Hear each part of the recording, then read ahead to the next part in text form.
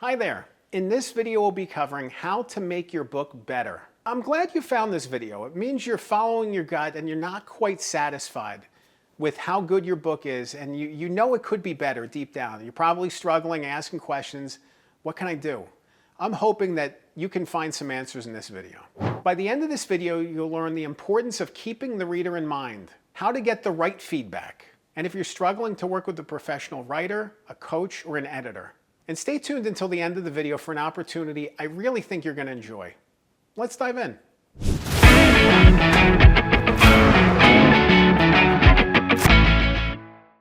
I love this topic, how to make your book better. There's so many times when we do something, we take an effort, we try, and we just know it's not as good as it could be.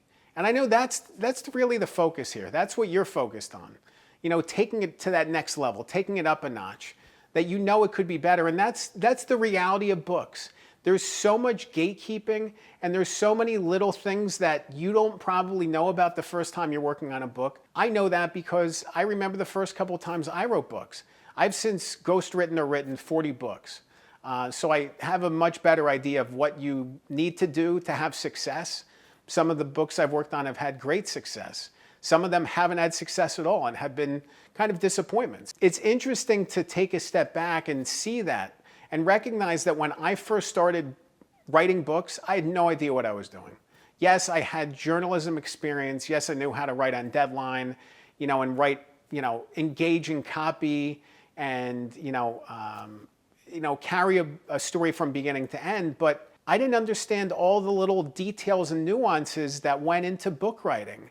And I wouldn't expect you to as well. That's the struggle of it, is there's so many little things that you don't know. And I think this video is really about that. It's really about following your gut and recognizing this could be better, I think that one thing that you want to think about is the reader benefit and the reader journey of your book. What's the reader supposed to do? Why are they compelled to want to read your book? What sets your book apart?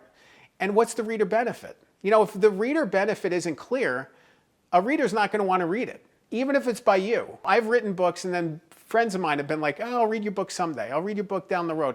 I have other books that I want to read first. It's like, read my book. I spend so much time on it. So even the people that are in your network, are they actually reading your book? Probably not. It's because you haven't given them a reason to read your book. You want the reader to understand why your book is worth reading and give them reasons to keep reading throughout the book, because you are fulfilling this need for them to learn, to unlock new potential within themselves. So you need to think about the reader first and write a book that's reader focused, that draws people in and engages them to keep going. Another big thing is the introduction, the opening of the book. Open it in the most compelling way possible. Don't kind of back into it and hope that they get interested and want to keep going. Start from page one with the best stuff you have. That is your moment to get them engaged, to get them hooked. Start with the key moment, the moment that everything changed. Pull in, why you're the person to tell this story, what they're going to learn from it, the takeaway, how this is going to help them. Organize it in a way that's going to want them to keep going. All those things matter, and it's just so important to really hit the ground running from the moment page one hits. Another element, and I've talked about it a little bit in this video, is following your gut. If something doesn't feel right, if it feels like it's missing or lacking, explore why. What's missing? What is missing from this thing that makes it from being awesome? You want this book to be awesome. This is not a good enough thing. This is not a satisfactory. You get a B+. Good job trying. No, this is yes or no. Is this book awesome? Is this book the best it could be? And if it's not, make it better. Lean into it. Explore why the chapter is a letdown. When I work with a ghostwriting client and I send them a chapter and they tell me, I wish it was better. It's not quite connecting for me. I lean into it. I love it. You would think I would be discouraged. I'm encouraged. I actually love those conversations because it means we're hitting truth. We're being honest. We're being open with ourselves. I think a lot of times we're not really honest with ourselves. We just kind of go through the motions. It's fine. This is fine. It's not good enough for your book. This thing that you poured your energy, your effort, your time, your money, your commitment into, to turn around and just do a halfway job. Halfway decent job is not good enough. You can do better, and it's worth leaning into that. It's worth feeling Why do you feel this way? And sometimes you don't know, but it's good to voice that. It's good to recognize this chapter isn't what I want it to be. This book isn't connecting the way I want it to. You know, something's off. Explore that. Uncover it. Turn up those rocks. Really explore it and dig deep and try to figure out. Feedback matters. However, you want to tailor the feedback. You want to navigate the feedback and control the feedback you get. You don't want to just send the book to somebody and say, give me your thoughts. It's the worst thing you can do because it's too open-ended. They're going to send back junk and gibberish. They're going to either over-edit or under-edit. They're going to tell you it's great or it's horrible. There's no real guidance. You want to guide the reader, the editor, for feedback purposes. And I'm not talking about professional edit. I'm talking about, you know, the friends, the focus groups. I'm talking about the beta reader. You want to really send them a list of a couple instructions. You know, what is the strongest point or weakest point of these chapters? You know, what's something that didn't quite work for you? What worked well? You know, 5, 6, 7 questions. That's it. You don't want to open it up to whatever they want to tell you. You want to be very specific about what kind of feedback you want from them. Because that way you're going to be able to tailor it and receive it and receive it on the right terms. Getting feedback, especially from people close to us, can crush a project. I've seen so many times where a project was building momentum and it was going forward, and then the author got beta reader feedback and somebody hated it, and then they gave up. How disappointing. You're that close to the finish line, and then you turn around because one person said they didn't like it, and you're like, ugh.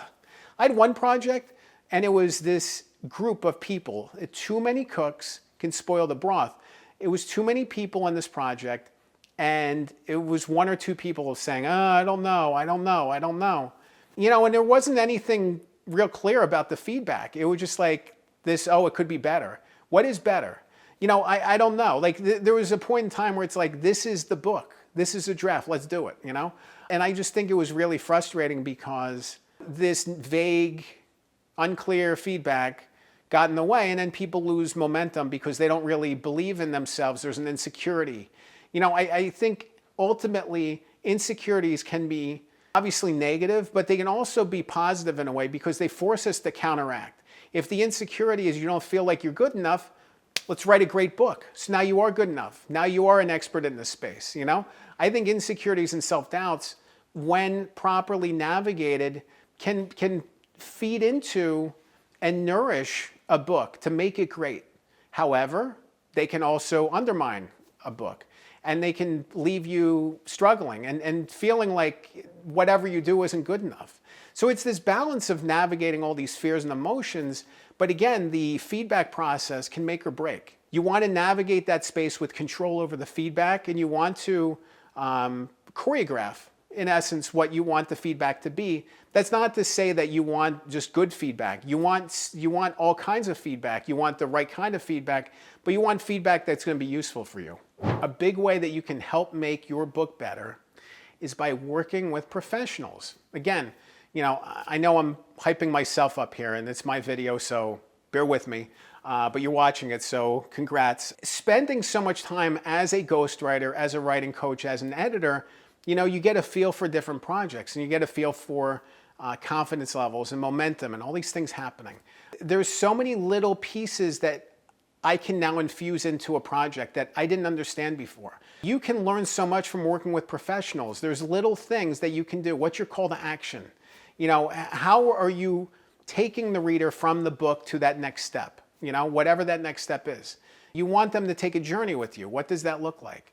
Being able to work through the sagging middle of a book. Sometimes books just fall flat. You know, sometimes books involve different narrators. You know, there's all these different challenges that can come through, and working with professionals who've been through this process before can help you avoid the pitfalls that get involved with, you know, books that miss the mark. Working with professionals who know what they're doing can help you avoid the pitfalls of books that miss the mark. I think back to a couple projects I've worked on where, you know, the author just pushed forward. You know, the book wasn't complete, it wasn't finished, and they just wanted it live. There was so much opportunity in the space that they were in, and yet they just wanted to push forward. And because they pushed forward, they missed all of the opportunities that could have happened from the book. I don't want to see that happen to you. I want to see you empowered. I want to see you writing your best book and publishing your best book and believing in your book, having the confidence to keep going. If you're interested in learning more about how to make your book better, I would love for you to schedule a one-on-one strategy call with me. Just go to my website. It's goodghostwriter.com. You can click the link below, and there you can book a one-on-one call. We can talk about your project. We can talk about the path forward, the challenges you're facing. There's so many times when I work with authors who are 80% there, 90% there. They have a full draft. They just need a little punch up. Or they're just hitting a wall and they are just struggling through it. I don't want to see you give up. I want to see you keep going. So if you're interested in learning more, if you're interested in connecting with me, definitely head to my website and schedule a call with me. Remember, a good book can change your life. I'm Dan Good. Thanks for watching.